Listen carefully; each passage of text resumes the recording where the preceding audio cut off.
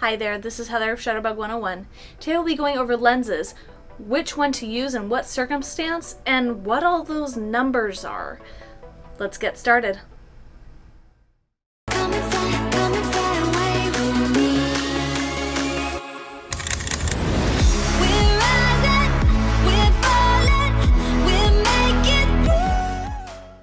So some of you have written comments about what's the best lens for me? Like, what lens should I get?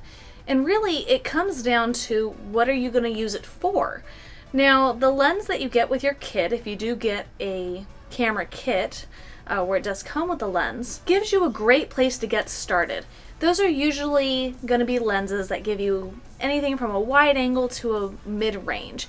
Something that you can use around the house with family, with your pet, maybe going for a walk in the park. But then you kind of start to see with your kit lens, I want more of low light abilities. I want to take portraits. I want to take pictures of wildlife. Maybe you just want to take better pictures of landscapes. All of that is going to depend on your lens. So today we're going to go over which lenses are best used for which circumstance and what my recommendations are. But first we're going to go ahead and just start with some tips and tricks on exactly what all those numbers are on your lens. First off, these are two just random lenses, but what I want to start off with is what a variable aperture lens is. So putting aside this one for now, I'm going over this one here. This is going to be the Tamron 10 to 24 millimeter lens. The whole idea of these numbers here, even though it says millimeters, is the lower the number, the wider the angle of view. So this is really going to be a crop sensor lens, and if you need a lesson on sensors, go ahead and click on my video in the link here just to kind of show you what the difference between a full frame, a crop sensor, and a micro four thirds sensor is. This one here is designed specifically for a crop sensor camera. The 10 is going to be the widest angle that you can get, or at least close to it, on a crop sensor camera. And then it also goes to 24, which means this has the ability to actually zoom. So you can actually see here when you zoom out, you actually see the barrel move just a bit, and that's because it's moving the elements inside to magnify and get you a farther distance. Now 24 is still going to be considered wide angle, but it's going to be less wide than the 10 millimeter. So this overall is a wide angle lens, especially for a crop sensor camera. Now you may find lenses that are, instead of 10 to 24, you would find one, say, 70 to 300. Now, those lenses with higher numbers means that you're getting a farther distance, thus a narrower angle. So while a low number gets you a wide angle, gets you more information, a higher number is going to make it more narrow and more zoomed out. That's a telephoto lens. So you go from far to even farther with a 75 or a 70 to 300 millimeter lens. So remember, the higher the number, the more distance you're capturing. The lower the number, the more information you're getting from left to right. Now that we've gone over the millimeter definition, let's go ahead and go over that number that is after the F here. On this lens, the F number, f-stop or aperture, is going to be 3.5 to 4.5. What this means is that the maximum amount of light that can enter the lens is going to be defined by the distance that you're at. So anywhere between 10 and 24. And on this lens, you can see it has 10, 13, 15, 18, 20, 24, just to let you know exactly where you're zoomed in at. When you're at the 10 millimeter spot, the biggest you can open up that aperture is going to be 3.5. But if you zoom out to 24, the biggest that aperture will get is going to be 4.5. Now, when it comes to aperture, and you want to learn more about that, here's a link to that video here. Just to sum it up for you, that's going to define the opening in the lens. Now, a lower number means a bigger opening, meaning more light comes in and you get more of that blurry background, sharp foreground. So with this lens, the more you zoom, the more distance that you're getting, the less light you're letting into the lens, meaning it will have to take a slower picture rather than a faster one, and you get less of that blurry background, sharp foreground that you typically like with portraits and stuff like that. So these lenses tend to be a little bit smaller, a little bit lighter, and also less expensive just because it is variable. This, in comparison to this, This is also a wide angle lens, something that's really going to be built for the full frame cameras. Now, the biggest difference here is this is going to be a 15 to 30 lens versus a 10 to 24. So it'll still get you a nice wide angle, and it does have an ability to go from really wide to not as wide, just like this one over here. The only difference here, if you take a look at the F, you'll see that it does say 2.8. Now, it doesn't say it's 2 anything, it just says f 2.8. That means that it is a constant aperture lens. Constant aperture lenses that only list one number when it comes to that f-stop, it means that the maximum amount of light that can enter the lens is constant throughout the focal length. So whether you're at 15, whether you're at 18, 20, 24, or 30 on this lens, the biggest you can open that is 2.8 no matter what. So there's no downfall about getting any distance in this lens versus the other one. Now you can see that this is much bigger than the 10 to 24. It also has a whole lot more glass to it, and it's quite a bit heavier. Not to mention it does cost more too, but it does give you the maximum amount of opportunity because you have the ability to get that blurry background, sharp foreground, maximum amount of light intake throughout the entire focal length. It's pretty amazing. Not to mention, always very well built. Now that we've gone over all the numbers on our lenses and it's a little bit more clear, let's go ahead and discuss what lenses are best for which circumstance. Let's start with landscape. Now, landscapes can be anything from early morning to late night. Now, typically you want something that's wide angle, that if you want the ability to shoot at night, you want to have that nice wide open aperture, so at least a 2.8 aperture. Now, keep in mind with apertures, it may list 2.8 on there, but that's not the only aperture available. You can still close up the aperture and make it really small, let less light in. So if you wanted sharpness throughout your image, like you would with a daytime landscape photo, instead of having some blurriness in the background or foreground, you could do that with any of these lenses. But these are probably the ones that I would recommend, probably going to be the most popular. So starting with full frame lenses, which are these guys over here, full frame lenses are going to be the 16 to 35 millimeter that comes in a 2.8 or f4, the 15 to 30 Tamron lens, which is a 2.8, gorgeous lens especially for Milky Way photos, the 24 to 70 millimeter, which I recommend doing the 2.8 rather than the 4, tends to have better motors, and then of course the prime lenses, the 24 millimeter and the 35 millimeter. And prime lenses just mean that there is no zoom ability. When it comes to crop sensor lenses, I recommend that 10 to 24 we were talking about, the 17 to 35, which is a 2.8 to 4 variable aperture, but still a great lens, or the 15 to 30 lens that we went over, the 18 to 55 for Canon or Nikon, or the 16 to 50 millimeter kit lenses actually tend to be pretty decent landscaping lenses, despite not having a wide aperture available, and the 24 millimeter prime lens as well. And of course, when it comes to our Micro Four Thirds family of lenses, this will be for Panasonic and Olympus cameras.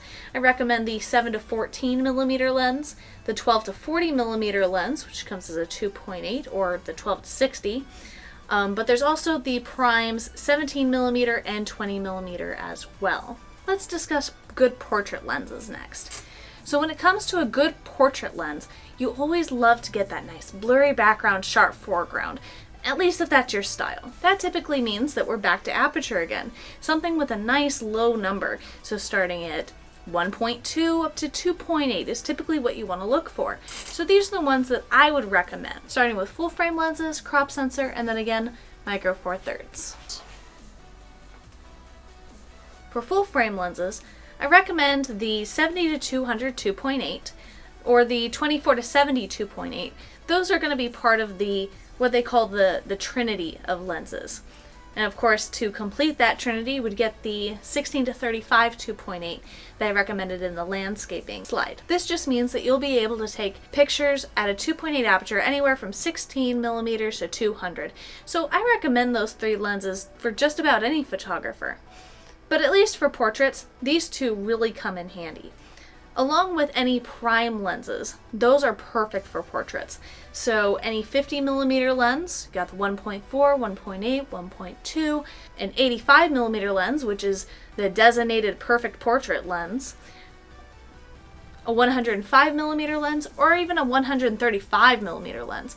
But because you have that distance that comes with those lenses, you want to make sure that you have enough room to back up if you're trying to get anything more than a headshot. So keep that in mind when you're considering these distances in lenses. When it comes to a crop sensor camera, the best ones are probably going to be the 24 to 70 2.8, the 50mm, and the 85, very similar to the full frame. And of course for micro four thirds, you have the 45mm 1.2, the 75mm 1.8, or my favorite, the 12 to 40 2.8, which is very similar to the 24 to 70 2.8 that you find for the full frame or crop sensor. Can you guess what we'll be discussing now? Sports and wildlife. When it comes to sports and wildlife, distance is what's really important, because you can't expect to just walk up to a bear and take a picture of it without living to tell the tale. So you want to be a safe distance away while catching them in their natural habitat. Same way you would with maybe a football player. Can't expect you to stand in the middle of the field and risk getting tackled. So when it comes to sports and wildlife lenses, for full frame I recommend the 70 to 200 2.8 for speed, the 100 to 400mm lens, which as much as it doesn't have a 2.8, it still does fairly well when it comes to motion. The 200mm lenses, 500mm lenses, which are primes. And then you have the 150 to 600mm lens, or the Nikon 200 to 500mm lens comparison.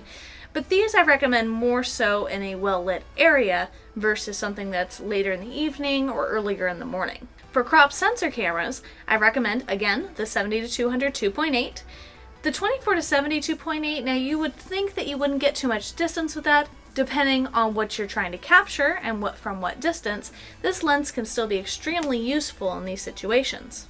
There's the 75 or 70 to 300mm lens, depending on what mount you're working with. In my opinion, Sony has the best option in that. You have the 100 to 400mm lens. Now on the crop sensor camera, because that window is a little bit smaller, I again recommend this in a well-lit area, as well as the Tamron 18 to 400mm lens, both for Canon and Nikon, which is probably one of my favorites, also in a well-lit area. When it comes to micro four thirds cameras, you have the 50 to 200mm lens, which is a variable 2.8 to 4, which is still excellent.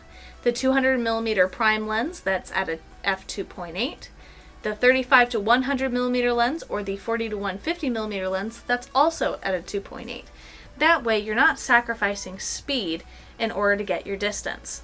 When it comes to sports and wildlife, I'm sure that you'd rather get a still photo of someone doing sports or your favorite wildlife than a blurry one. And last but not least, I'm going to cover what you would use for like travel or everyday. What's a good lens to have just for walking around? Maybe you don't know what you want to take pictures of yet. You just want something better than your kit lens, right? Something that gives you a little bit of everything. Something that gives you a little bit more distance, maybe a little bit more low light, something that's just better quality overall. So we'll go over, again, full frame crop sensor and micro four thirds options.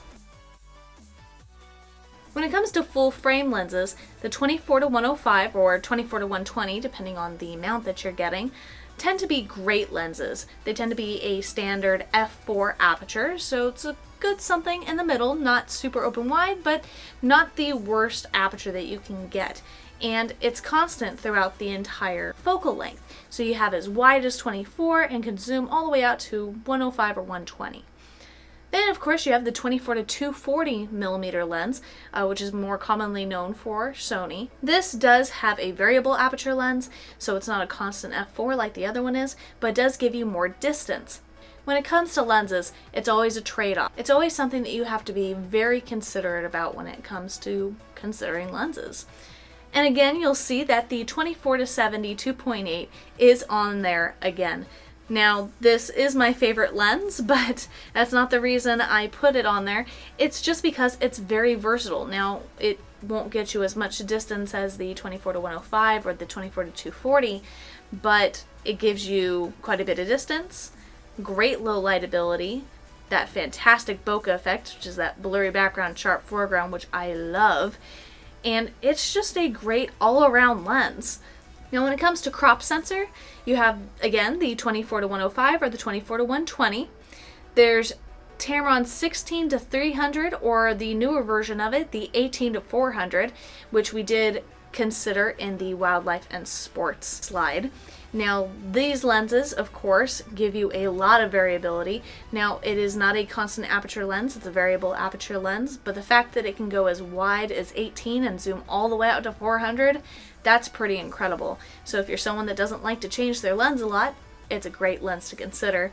There's the 18-135 millimeter lens, and you also have the 16-105 millimeter lens. So all these lenses are going to give you a pretty decent range.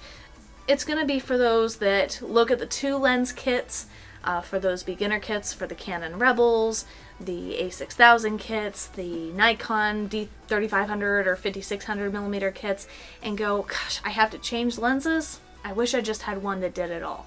These are going to be the lenses that you're going to want to pick. And then of course we have the micro four thirds options. Again, this is Panasonic and Olympus cameras. You have the 14-140 millimeter lens, or the 14-150, depending if you're going with a Panasonic brand or an Olympus brand lens. You have the 12-60 millimeter lens, and my favorite of the Olympus lenses is the 12-200 millimeter. If you still have questions after this video about what lens would be best for you, please leave me a comment below and I'll be happy to recommend what direction you might want to start focusing on. Another tip from Shutterbug 101, if you are hesitant about investing in any of these lenses, especially the ones that have that constant aperture that's nice and low that lets in a lot of light, because they can be expensive. If you're on the fence about outright purchasing one of these lenses, I recommend finding your local camera store or try something online where you can rent lenses and try them out before you purchase. Because you're gonna know right away after going out and using it for the first time if it's something that you're really gonna fall in love with. Because you wanna fall in love with the feel, the look, and you really wanna compare it to the current lens that you have. That way you don't feel like you're taking a huge risk buying and not liking. Renting the lens is a great option to try before you buy. Again, if you guys have any questions at all, if you want me to clarify on anything, go ahead and leave me a comment below. And until next time, keep your eye out for inspiration, Shutterbugs. Bye.